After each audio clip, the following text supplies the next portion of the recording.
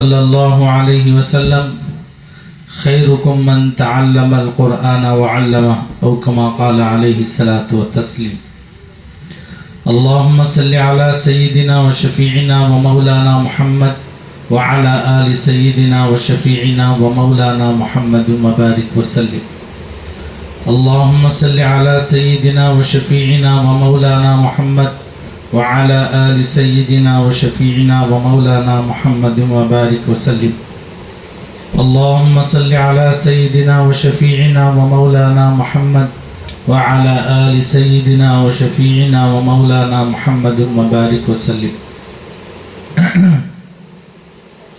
بزرگان محترم، عزیزان ملت، ہم لوگ جس دور سے گزر رہے ہیں یہ ایسا پرفتن دور ہے، یعنی فتنوں کا دور۔ اس دور فتن میں سب سے اہم چیز ایمان کی بقا۔ ہم جس ماحول میں اپنی زندگی گزار رہے ہیں اس ماحول میں ہمارے ایمان کی بقا مشکل ہے۔ جب اپنے ایمان کی بقا مشکل ہے تو اب ہمیں غور کرنا ہے، فکر کرنا ہے، سوچنا ہے کہ ہماری جو آنے والی نسلیں ہیں ان کے ایمان کی بقا کیسی ہوگی۔ اس کی فکر ہماری ذمہ داری ہے، اس لیے کہ ایمان نعمتوں میں سب سے بڑی نعمت ہے۔ اس کے بعد ہماری اولاد یہ بھی نعمتوں میں سب سے بڑی نعمت ہے۔ در حقیقت والدین کے لیے اولاد یہ ایسی چیز نہیں ہے جس کو ہم تصور کرتے ہیں، خیال کرتے ہیں کہ ہمارے گھر ہماری اولاد ہے تو ان کو پالے پوسے پرورش کرے، بڑے کرے، ان کے لیے جائیداد بنائیں۔ یہ ہمارا خیال ہے، ہمارا تصور ہے۔ حالانکہ حضرات علماء فرماتے ہیں، کتابوں میں یہ بات ملتی ہے کہ اولاد نعمت کے ساتھ ساتھ والدین کے لیے امانت بھی ہے۔ صرف نعمت نہیں ہے، امانت بھی۔ امانت کا کیا مطلب ہے؟ امانت کا مطلب یہ ہے کہ یہ اولاد صرف ہماری نہیں ہے بلکہ پوری قوم کے لیے، پوری انسانیت کے لیے۔ یہ اس کی کیسی پرورش کریں گے قوم کو یہ اولاد اتنا فائدہ دے گی۔ اسی لیے بزرگان دین مثال دیتے ہیں، جب میستری جب دیوار بناتا ہے تو دیوار بناتے ہوئے اینٹ اگر سب سے پہلے سیدھا رکھا تو پہلی اینٹ جب سیدھی رہی تو دیوار سیدھی ہوگی، جب آخر تک دیوار کیا ہوگی؟ سیدھی ہوگی۔ اگر پہلی اینٹ سیدھی نہیں رہی، ٹیڑھی رہی تو دیوار بھی ٹیڑھی بنتی چلی جائے۔ تو گویا اولاد شروع ہی میں اس کی صحیح تربیت نہیں کیے اور اس کو اخلاق نہیں سکھائے تو یہ آگے چل کر ہمارے لیے بھی وبال بنتی ہے اور پوری قوم و ملت کے لیے بھی وبال اور فتنے کا ذریعہ بنتی ہے۔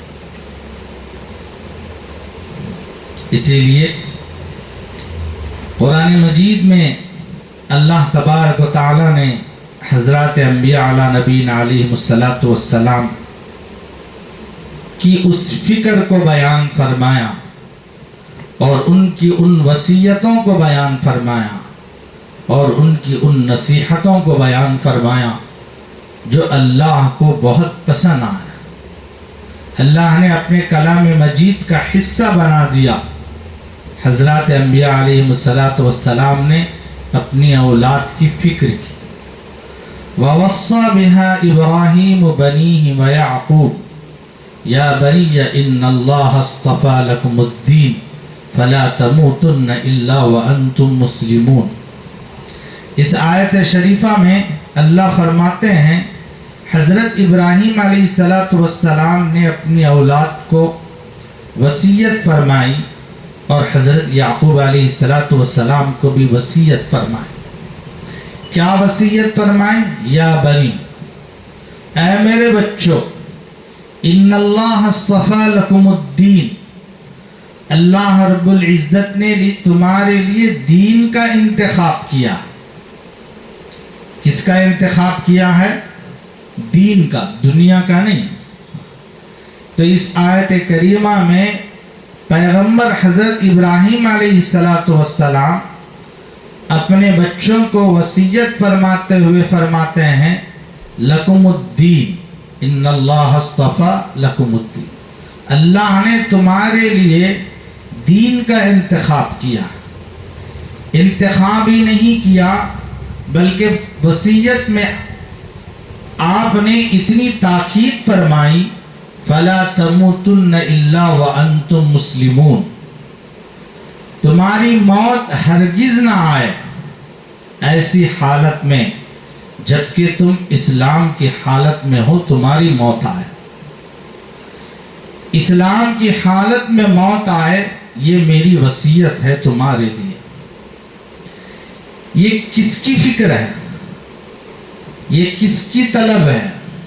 پیغمبر علیہ السلام. جب پیغمبر اپنی اولاد کے دین کی فکر کر سکتے ہیں اور پیغمبر اپنی اولاد کے دین کے بارے میں اتنا ڈرتے ہیں تو ہم اور تم کتنا ڈرنا چاہیے میرے دوستو. کیا پیغمبروں کی اولاد بگڑی ہوئی ہوتی ہے؟ تو پھر ایسی فکر کیوں کر رہے ہیں؟ اس لیے کہ دنیا جب گزرتے گزرتے حالات ایسے آتے ہیں کہ دین سے دور ہو جاتے ہیں لوگ. ہم اپنی اولاد کے متعلق دنیا کی بڑی فکریں کرتے ہیں. اس کے لیے مکان بنائیں، اس کے لیے دکان بنائیں، اس کے لیے نوکری لگائیں، اس کے لیے کھیتوں پہ کھیت، اس کے لیے کیا کریں، لکھ کر جائیں. یہ ساری فکریں ہم کرتے ہیں. ضرور کریں، انکار نہیں ہے. کسی کو لوگوں کا محتاج بنا کر نہیں جانا چاہیے. لوگوں کے سامنے ہاتھ پھیلانے والا بنا کر اپنی اولاد کو نہیں جانا چاہیے. لیکن جتنی فکر صرف اس کے لیے کرنی ہے اتنی ہی کرنا ہے. حقیقت میں فکر دین کی کرنا ہے. دنیا کی فکر صرف دنیا کے حد تک ہی کام آتی ہے. جب دنیا سے چلے جائیں گے تو یہ فکر کام نہیں آتی، بلکہ آخرت میں دین کام آتا ہے، اللہ کام آتے ہیں، اللہ کے رسول کام آتے ہیں، اللہ کا کلام کام آتا ہے، چاہے ہزاروں محنتیں کر لو. تو اپنے اولاد کی فکر کے سلسلے میں آج ہم جس دور میں گزر رہے ہیں یہ فتنوں کا دور ہے. اس میں سب سے بڑا فتنہ ارتداد کا فتنہ. ارتداد کسے کہتے ہیں؟ یعنی مسلمان نہیں رہا بلکہ دوسری قوموں میں اپنی قومیت کو، اپنے مذہب کو، اپنے دین کو بدل رہا ہے. پیسے کی لالچ میں، دنیا کی لالچ میں، دنیا کی محبت میں. کیوں دین نہیں رہ رہا ہے؟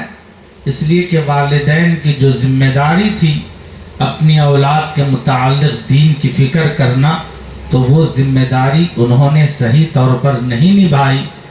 اولاد ہمارے ہاتھ سے نکل گئی. ہماری کتنی بچیاں ہیں جو کالجوں میں پڑھتے ہیں،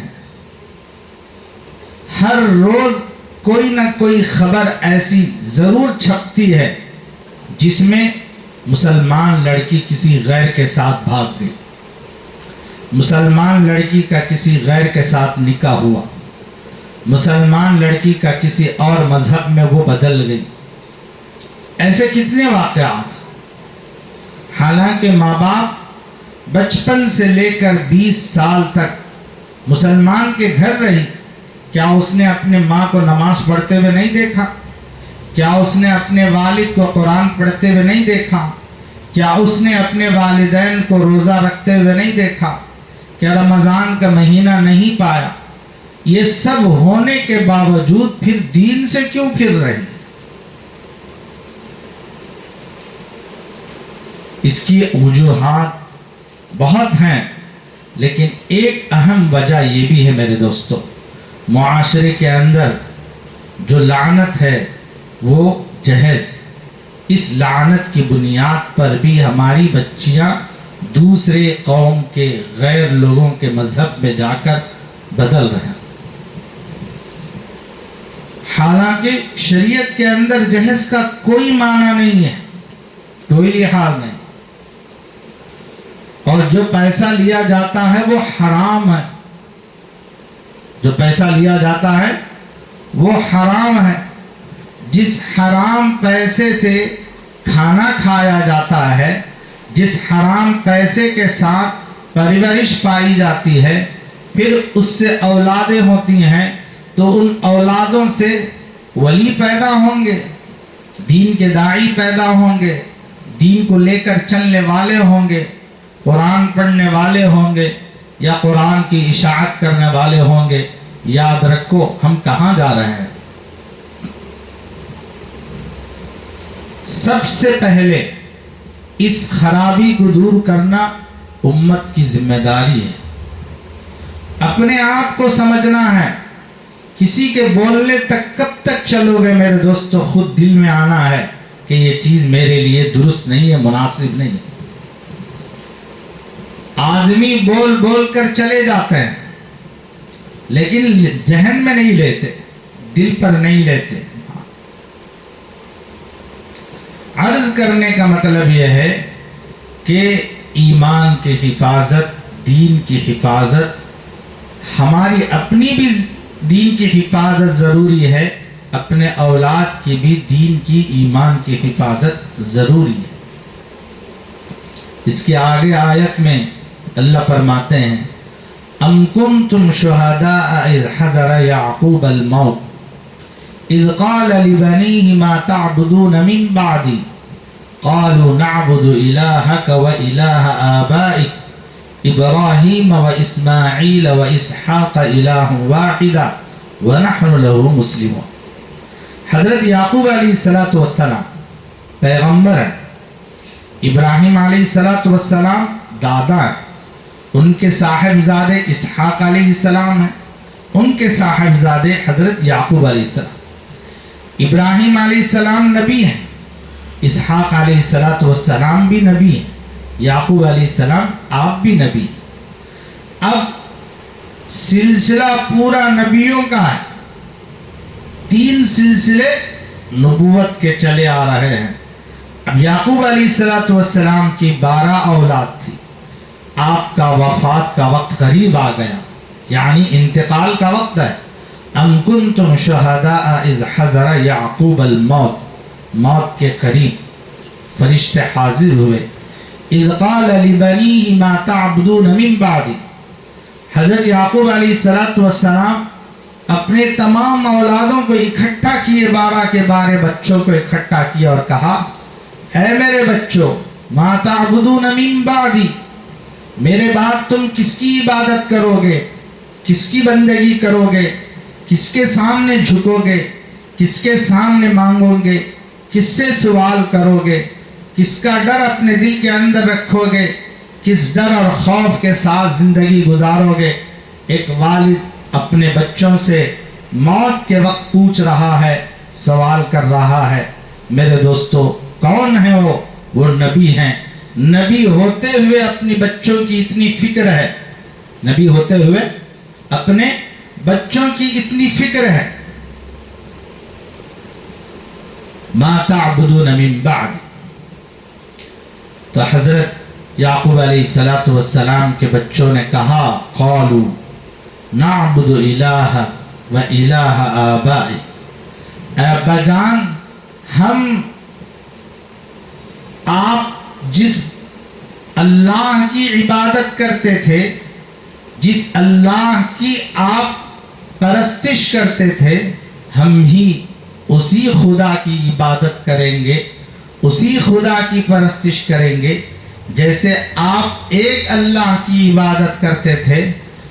ہمارے دادا حضرت ابراہیم علیہ السلام جس معبود کی اور جس اللہ کی اور جس خدا کی بندگی کرتے تھے، اور ہمارے دادا حضرت اسحاق علیہ السلام جس اللہ کی اور جس خدا کی عبادت کرتے تھے، اور ہمارے دادا حضرت اسماعیل علیہ السلام جس اللہ کی اور جس خدا کی عبادت کرتے تھے، ہم بھی اسی اللہ کی اسی خدا کی عبادت کریں گے، آپ پریشان نہ ہو. وَنَحْنُ لَهُ مُسْلِمُونَ، یقیناً ہم اسی اللہ کی فرما برداری کریں گے، مسلمان ہوں. ذرا ہم اپنے اپنے گریبان میں غور کریں، کیا ہم اپنے اولاد کی دین کی فکر کرتے ہیں کہ نہیں کرتے؟ ہمارا بچہ نماز پڑھتا ہے کہ نہیں پڑھتا ہے؟ ہم بچہ کھانا نہ کھائے، بچہ گھر نہ آئے پریشان ہو جاتے ہیں کہ میرا بچہ کھانا نہیں کھایا، دن بھر کہاں پھر رہا ہے، کیسی حالت میں ہے، کس حالت میں ہے. یہ پریشانی ضروری ہے، لیکن یہ صرف دنیا کی ایک حد تک کی پریشانی ہے. لیکن بچہ جب نماز نہیں پڑھ رہا ہے تو قبر میں بچے کے ساتھ کیا ہوگا، اس کے لیے فکر کرنا یہ والدین کی سب سے بڑی ذمہ داری ہے.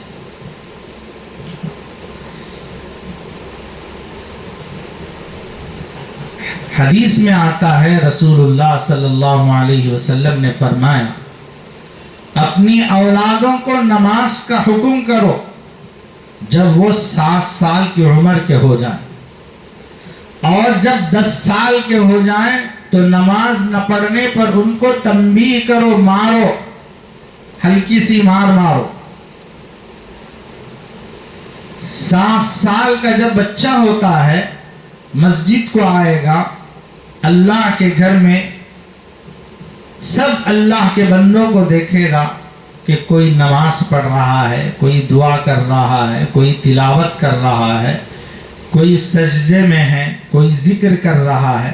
ان ساری چیزوں کو دیکھ کر اپنے دل میں وہ اثر لے گا، اس کے ذہن میں یہ ساری چیزیں نقش کی طرح بیٹھ جائیں. ہم مسجد ہی کو نہیں بھیجتے اپنے بچوں کو، اور جب بھیجتے ہیں تو مسجد والے مسجد سے باہر کر دیتے ہیں. یہ بھی درست نہیں ہے. بچے چھوٹے سے معصوم بچے ہیں، ان سے محبت سے پیش آنا چاہیے. بچوں کو مارنا نہیں چاہیے، اللہ کے نبی نے مارنے سے منع کیا، گالی دینے سے بھی منع فرمایا، بچوں کو برا بھلا بھی نہیں کہا. میرے آقا صلی اللہ علیہ وسلم کبھی کسی بچے کو برا بھلا نہیں کہا، کبھی کسی بچے کو بد اخلاقی سے پیش نہیں آیا.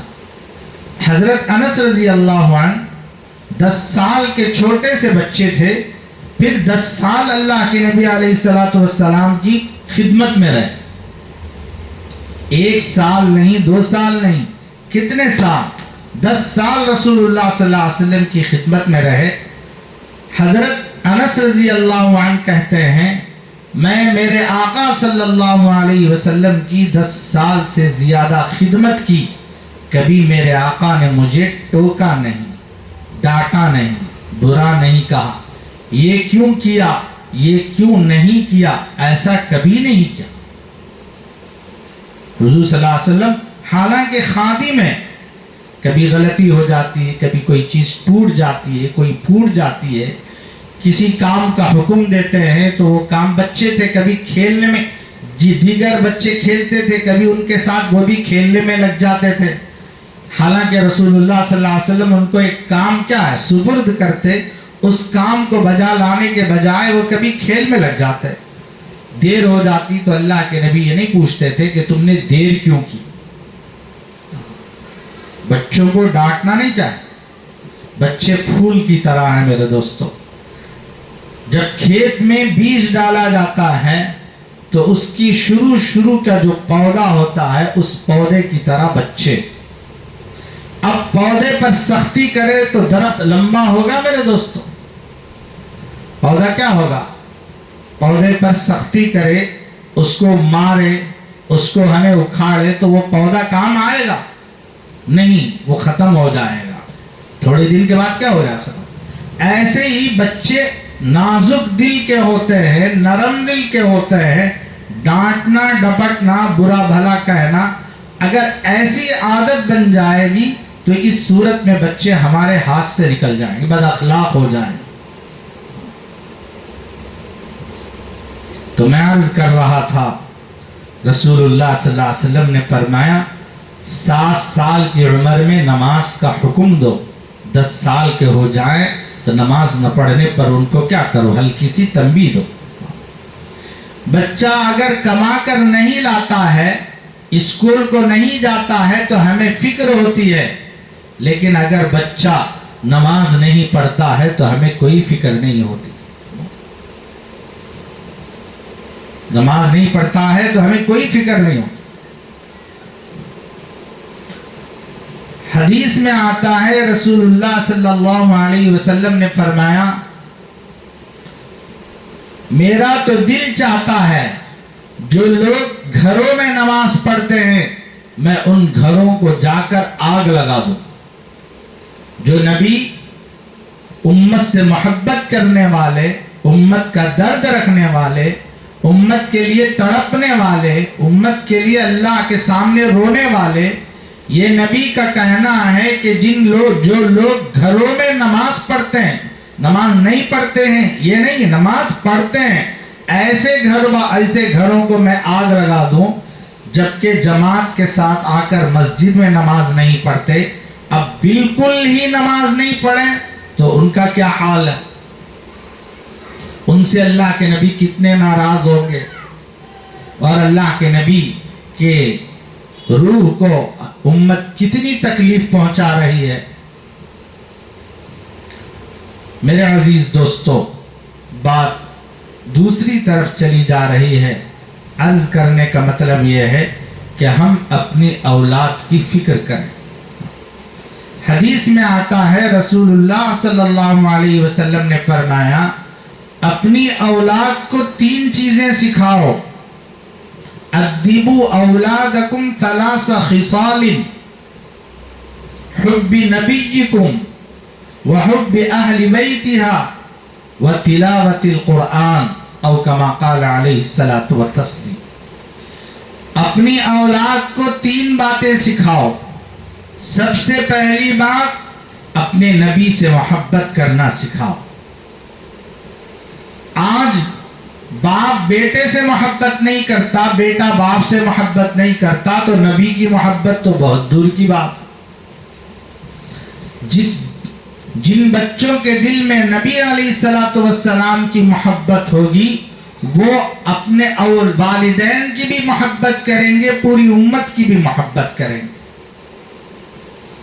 آج ہم اپنے بچوں کو پوچھیں نبی کون ہے، نبی کا نام کیا ہے، نبی کہاں پیدا ہوئے، کتنے سال مکے میں رہے، کتنے سال مدینے میں رہے، ذرا پوچھیں.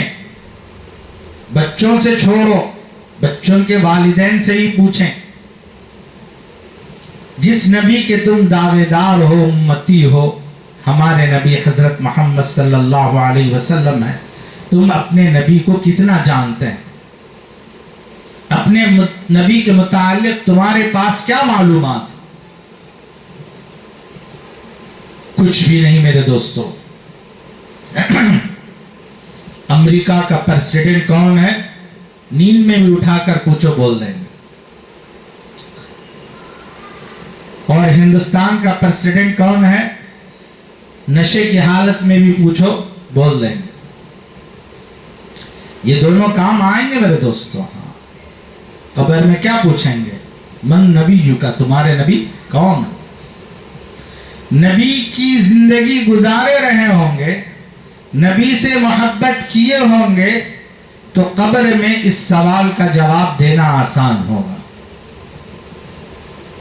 نبی ہی کو نہیں جانتے، نبی ہی سے محبت نہیں، تو میرے دوستو ہم اپنی اولاد کو نبی کی محبت کیا سکھائیں؟ کتنے ایسے واقعات ہیں جو معصوم بچے اپنی نبی صلی اللہ علیہ وسلم سے کیسی محبت کرتے تھے۔ علامہ ظفر احمد عثمانی رحمت اللہ علیہ تھانوی وہ فرماتے ہیں، اب کی بات نہیں، تقریباً 100 سال پہلے کی بات ہے، جب یہاں سے لوگ حج کو جاتے تھے تو اتنی ساری سہولتیں اس وقت نہیں تھی جو آج کی طرح۔ آج سے 100 سال پہلے ہندوستان بڑے مالدار ممالک میں تھا، آج تو کیا ہے، غریب ملکوں میں بھی نام نہیں اس کا نام کسی میں بھی نہیں، غریب ملکوں میں بھی نہیں، مالدار ملکوں میں تو بہت دور کی بات۔ سونے کی چڑیا کہتے تھے، بڑے بڑے مالدار لوگ رہتے تھے، حج کو جب جاتے تھے تو اونٹوں کا سفر، گھوڑوں کا سفر، خچروں کا سفر، گدھوں کا سفر، ایسے سفر ہوا کرتے تھے۔ علامہ ظفر احمد عثمانی رحمت اللہ علیہ کہتے ہیں، حج کے تمام ارکان سے ہم فارغ ہو گئے، اس کے بعد جب مدینے میں رہنے کے قیام کا وقت آیا تو ہم چھوٹے چھوٹے خیموں میں رہتے تھے، آج کی طرح بلڈنگوں میں نہیں بلکہ چھوٹے چھوٹے خیموں میں رہتے تھے، خود کھانا پکانا ہوتا تھا، خود دسترخوان لگا کر سارے لوگوں کو ہم کھلاتے تھے۔ جہاں ہمارا خیمہ تھا تو وہاں مدینے کا رہنے والا ایک چھوٹا سا بچہ آتا، روزانہ جب دوپہر کا وقت ہوتا کھانے کا، تو میں اس کھانے کی چند چیزیں جو بچی ہوئی ہوتی تو اس کو خیمے کے باہر ڈالتا تو وہ بچہ چن کر کھا لیتا تھا۔ ایک مرتبہ میں نے دیکھا، ہاتھ پکڑا، بیٹا ایسا نہیں، جب بھی تمہیں بھوک لگے ہمارے خیمے میں آ جاؤ، دسترخوان پر بیٹھو اور پورا پیٹ بھر کر کھانا کھا لو۔ چنانچہ جب تک ہمارا قیام رہا ہم اس بچے کو خیمے میں لاتے، برابر کھلاتے اور اس کے بعد اس کو بھیج دیتے۔ جب ہمارے روانگی کا وقت آیا، یعنی اپنے ملک کو واپس جانے کا وقت آیا، میں نے اس بچے کو بلا کر پوچھا، بیٹا ہم اب جا رہے ہیں، ہم چاہتے ہیں کہ تم بھی ہمارے ساتھ ہمارے ملک کو آؤ، ہم تمہیں کھلائیں گے، کپڑا دیں گے، پہنائیں گے، تمہیں پڑھائیں گے، ہمارے پاس بڑے بڑے یونیورسٹیز ہیں، بڑے بڑے ادارے ہیں، اس لیے کہ جب انگریز ہندوستان آیا تھا اس وقت میں صرف دلی شہر میں 1000 مدرسے تھے، دلی شہر میں 1000 مدرسے، جیسے ایک شہر میں آج 1000 اسکول ہوتے ہیں، ایسے اس وقت میں انگریز آنے سے پہلے صرف ایک شہر کی حالت ایسی تھی کہ دلی کے اندر شہر میں 1000 عربی مدرسے تھے۔ تو حضرت کہنے لگے کہ تم آؤ، ہم تمہیں کھلائیں گے، پہنائیں گے اور تمہیں بڑا کریں گے۔ اس نے کہا کہ ٹھیک ہے، میں اپنی اماں سے جا کر اجازت لوں گا۔ تو وہ آیا، اپنے اماں سے اجازت چاہا تو اماں نے کہا، دیکھو بیٹا ہم تو تمہیں کچھ نہیں کہتے، اگر تمہارا دل کرتا ہے تو تم جا سکتے ہو۔ تو بچہ آیا اجازت لے کر، لیکن اس نے ایک ایسا سوال کیا کہ حضرت علامہ ظفر احمد عثمانی تھانوی رحمت اللہ علیہ رونے لگے، کہنے لگے وہ سوال کیا تھا؟ وہ سوال یہ تھا کہ حضرت جس ملک کو آپ مجھے لے جانا چاہتے ہیں اور یہ کہہ رہے ہیں کہ اس ملک میں بہت ساری چیزیں ہیں، میں ایک بات تم سے پوچھتا ہوں، کیا تمہارے ملک میں یہ جو گنبد نظر آ رہا ہے، گنبد خضرا، کیا یہ بھی تمہارے ملک میں ہے؟ کیا یہ بھی تمہارے ملک میں ہے؟ تو اتنا کہنا تھا، حضرت ظفر احمد عثمانی رحمۃ اللہ علیہ کی چیخ نکل گئی. کہنے لگے کہ بیٹا اگر یہ ہمارے ملک میں ہوتا تو اتنا لمبا سفر کر کے اس ملک میں ہم کیوں آتے. اس کے بعد کہنے لگا بچہ اپنے چھوٹے چھوٹے معصوم زبان سے کہ چچا جان جب یہ چیز تمہارے ملک میں نہیں ہے، چاہے تمہارے ملک میں کتنی بھی سہولتیں کیوں نہ ہو، میں اس گنبد کو چھوڑ کر نہیں آ سکتا، میں اس در کو چھوڑ کر نہیں آ سکتا. یہ محبت ہے میرے دوستو نبی علیہ الصلوۃ والسلام. ایسی محبت اپنے بچوں کو سکھائیں. آج ہمارے نبی کی شان میں گستاخی کی جاتی ہے، ہمارے دل پہ جو بھی نہیں گزرتی. معاذ ابن عفرا، معوذ ابن عفرا چھوٹے چھوٹے کم سن صحابی ہیں. بدر کی لڑائی کے اندر عبد الرحمن بن عوف رضی اللہ عنہ کھڑے ہیں اور ساری ترتیب صف میں کھڑے ہیں. دو چھوٹے چھوٹے معصوم بچے آ کر عبد الرحمن بن عوف رضی اللہ عنہ سے کہتے ہیں چچا جان تم ابو جہل کو جانتے ہو، تم نے دیکھا ہے اس کو؟ تو حضرت عبد الرحمن بن عوف کہنے لگے میں کس ترتیب میں کھڑا ہوں، میرے ساتھ کوئی نوجوان ہوتا یا کوئی بڑا آدمی ہوتا، میں لڑائی میں لڑتا تو وہ میرے کام آ جاتے، لیکن یہاں تو چھوٹے بچے ہیں، یہ میرے کیا کام آئیں گے. یہ تصور کرنے لگے، یہ سوچنے لگے. اور جب بچوں نے یہ بات پوچھی کہ ابو جہل کو آپ نے دیکھا ہے، تو حضرت عبد الرحمن بن عوف رضی اللہ عنہ حیرانی سے کہا بیٹا تم کو ابو جہل سے کیا واسطہ، تم کو ابو جہل سے کیا واسطہ. تو اس وقت میں وہ معصوم بچے اپنے ننھے ننھے زبان سے کہنے لگے چچا جان یہ میں نے سنا ہے کہ یہ کمبخت رسول اللہ صلی اللہ علیہ وسلم کی شان میں گستاخی کرتا ہے، گالیاں دیتا ہے، برا بھلا کہتا ہے، ہم چاہتے ہیں کہ ہم اس کو قتل کر دیں.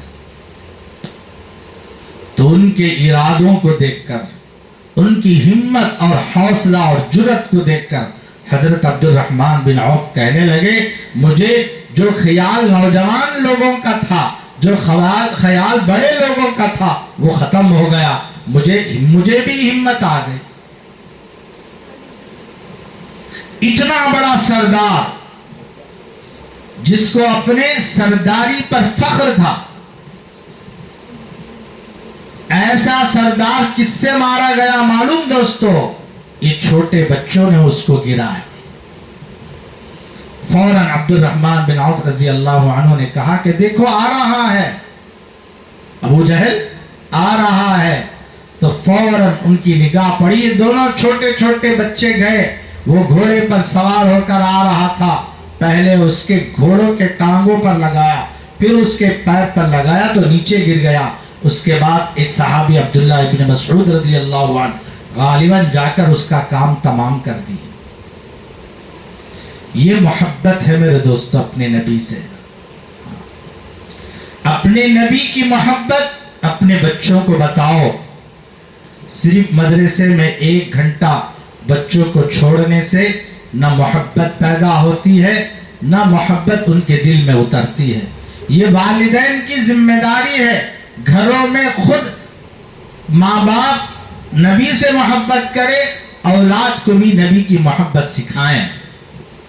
دوسری بات، اللہ کے نبی کے گھر والوں سے محبت. امام حسن رضی اللہ عنہ، امام حسین رضی اللہ عنہ، حضرت علی رضی اللہ عنہ، حضرت فاطمہ رضی اللہ عنہ، آپ کی جتنے ازواج مطہرات ہیں، جتنے صحابہ ہیں، ان سب سے محبت کرنا اپنی اولاد کو سکھانا ہے. جب ان کی محبتیں ہماری اولاد میں آئیں گی تو یاد رکھو آنے والی نسل ایمان کے ساتھ قائم رہے گی. اگر ایمان کے ساتھ قائم نہیں ہے تو جب ان کے دلوں میں محبت نہیں ہے تو ایمان کے ساتھ قائم نہیں رہ سکتے، اس کی کوئی گارنٹی نہیں. انہوں نے کیا کارنامے انجام دیے دین کے لیے. کیا قربانیاں دی نبی کے گھرانے نے. نبی کے گھرانے نے کیسی کیسی مصیبتیں اپنے دین کے لیے، حالانکہ چاہتے تو اللہ تبارک و تعالی جیسے موسیٰ علیہ السلام کی قوم کے لیے من و سلوہ اترتا تھا، اس سے بھی بہترین کھانے اللہ کے نبی اپنے گھرانے کے لیے اتروا سکتے تھے.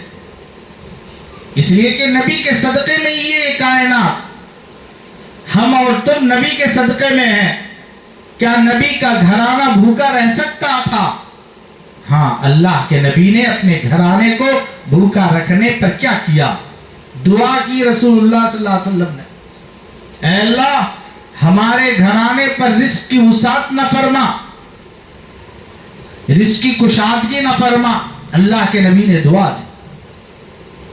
کیوں میرے دوستو؟ معلوم تھا دنیا کچھ نہیں ہے، سب کچھ ہے تو آخرت ہے. حضرت فاطمہ رضی اللہ عنہ کے گھر ایک مرتبہ تشریف لے گئے. بچے گھر میں رو رہے تھے، بل بلا رہے تھے. اللہ کے نبی نے کہا بیٹا بچوں کو دودھ پلا دیتی.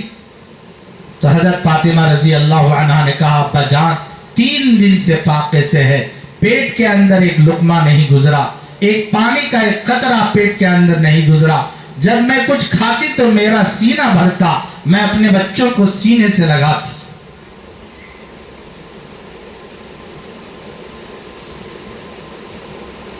گزر گیا میرے دوستو، وقت گزر گیا. اللہ کے نبی نے اپنے ہاتھوں سے اٹھایا بچوں کو. نبی کے گھرانے میں فاقے ہیں. چاہتے تو بادشاہ اس وقت کے ایران کا بادشاہ تھا، تخت اس کا سونے کا، قالین اس کی سونے کی. حضرت عمر نے بھی کہا یا رسول اللہ آپ حق پر ہیں، آپ نبی برحق ہیں. ایک تو سونے پر کے تخت پر بیٹھ رہا ہے، لیکن آپ کو گھر کے اندر چادر بھی نصیب نہیں ہے، قالین بھی نصیب نہیں ہے. آپ کے پشت مبارک پر نشانات حسیر کے لگے ہوئے ہیں. حضرت عمر کو رونا آ گیا. اس لیے میرے دوستو اولاد کی دنیا کی فکر ضرور کرے، لیکن اس سے بڑی فکر ہے اب ایمان کی فکر، دین کی فکر. اس لیے کہ ہم جس دور سے گزر رہے ہیں یہ ایمان کے خاتمے کا دور ہے.